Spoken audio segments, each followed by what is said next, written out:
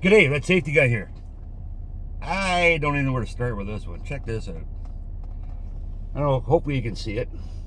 A-frame step ladder, sitting on one 2x6, one 2x4, over the basement stairwell opening.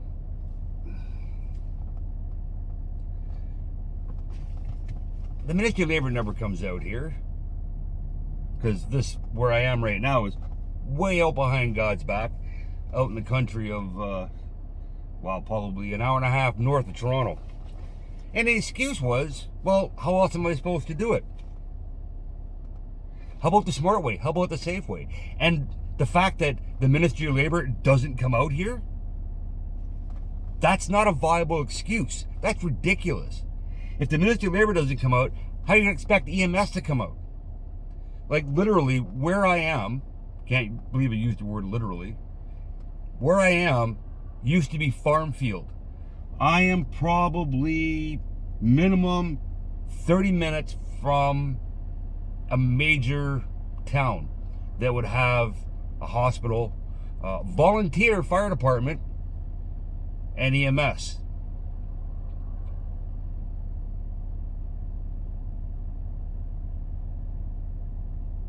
I don't get it. I've been at this for 13 years as a safety guy. Yeah, I've done some pretty bonehead things as a worker before I got into safety, but that's ridiculous. When I got the worker on this one, that's the aftermath. He was actually standing on the step that said, "Don't step here," which is second from the bottom or second from the tool shelf or the paint shelf, depending on the style of ladder that you're using. No fall protection, no harness, no attempt. And on a beat up 2x6 and a beat up 2x4, spanning that opening. Now, granted, it was 8 feet to the basement, but he was standing 5 feet off the ground. So that's 8 and 5, 9, 10, 11, 12, 13 feet. That's well above the 10 feet mandated by the ministry at Working in Heights in Ontario. Now, the worker didn't speak English. But wouldn't it be a good idea for the supervisor that does speak English to translate what that sticker says on the brand new ladder that says "Don't step here"? Don't you think it would be a good idea, supervisor, owner of the company, to have your workers work safe and work smart? This is where it gets irritating. This is where it really gets irritating. Everybody thinks, and especially, then let me rephrase that. A lot of people get irritated at that safety guy or safety professionals as a whole because we're just fucking making work hard for you. You guys are just picking on us. I would rather you go to the beer store on the way home than EMS or than the emergency room. We have one job. I've done this. I've said this 100 times if I said it 1,000. We have one job, and that's to make sure that you, the worker, go home every day without a limp. That's also to make sure that the supervisor does his job and instructs, trains, educates the workers that he has employed under him. Right? In the Green Book, in 21391, the regulations for construction in Ontario, there's a whole section based on duties of the employer. And it is huge. The duty of the worker is like 3. Don't do dumb shit. Don't get hurt. And do the best job you can safely.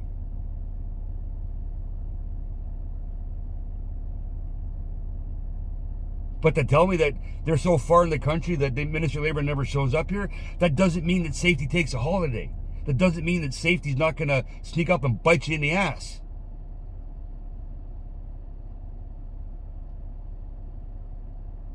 I could say words like, it's just dumb. But it's lazy. It's last minute-itis. I'm only going to be here a second-itis. We had a tragic trench collapse a couple weeks back, just outside of Toronto. Right? There was no trench box. And what happened? Well, one could postulate, one could surmise, maybe even be as brave as to assume that they were in a hurry, that there was a rush, that it was last minute-itis, that it's not going to happen to me.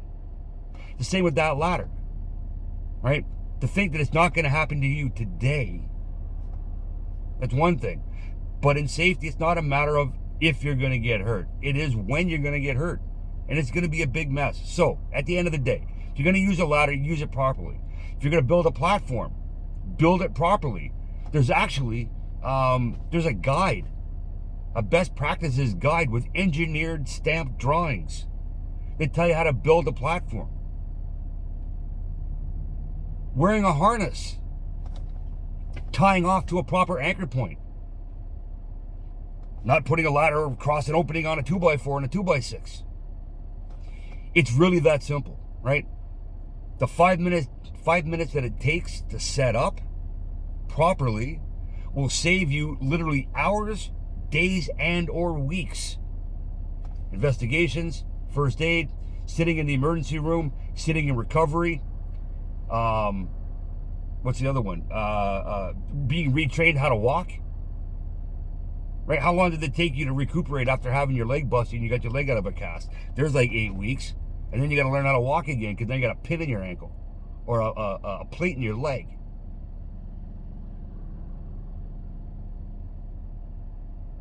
It's because of stuff like this that I have a job. I should be grateful that I have a job.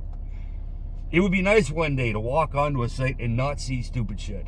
It would be nice one day to have to write nothing but good things that I saw on a site. Housekeeping was amazing. Workers were using ladders properly. Guys were actually tied off and anchored and had their lifelines choked up short enough that they don't die. They had spotters with required PPE. They had working backup alarms. I would love to be able to write that every day, but I can't because I'm overshadowed. Those good things are overshadowed by the simple, in-your-face, simple fixes and dumb shit that people decide to do because they're so far in the country that they're not going to get caught. Well, today's the day you got caught. Anyway, before I go off on a complete and utter rant of a tangent, have a fantastic week. It is only Monday.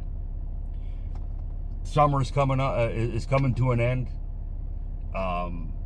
People got vacations on the brain. Just stay smart, stay safe. Try not to make too many silly choices.